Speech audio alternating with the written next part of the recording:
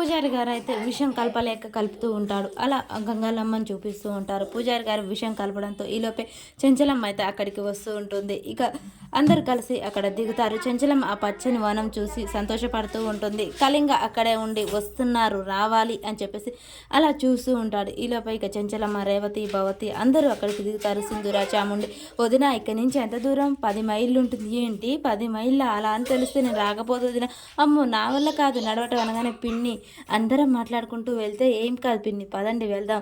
అయ్యో ఈ విషయం ఇంటికానే తెలిస్తే నేను రాకుండా ఉందును కదా అని చెప్పేసి రేణుక చెప్తూ ఉంటుంది. అలా అందరూ అయితే ఇక ఫన్నీగా నవ్వుకుంటూ అక్కడి నుంచి అయితే వెళ్ళిపోతూ ఉంటారు. భవతి నడవలేక నడుస్తూ ఉంటుంది. ఇక కళింగ ఆ తాలిబొట్టును పట్టుకొని చూస్తూ అలాగే నిలబడిపోతాడు. అమ్మవారికి తాలిబొట్టు ఇస్తారు ఈ రోజే అని చెప్పేసి గట్టిగా చెప్తూ ఉంటాడు.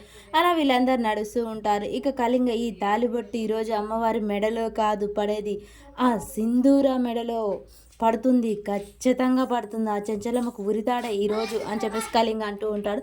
ఇంకా వీళ్ళందరూ నడుస్తూ ఉంటారు. అలా కళింగ వీళ్ళొచ్చేదైతే చూస్తూ నిలబడతాడు.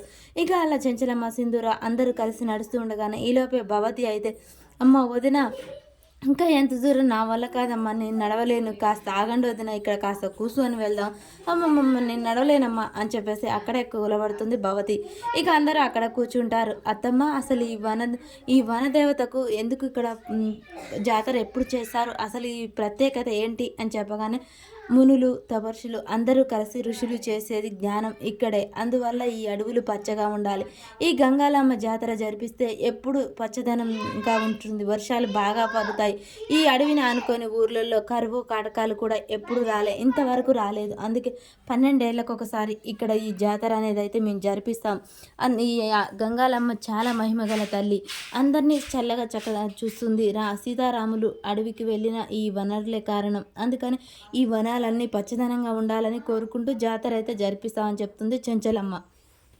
అడవి ప్రతిష్ట గురించి మొత్తం చెంచలమ్మ అలా వాళ్ళకైతే చెప్తూ ఉంటుంది.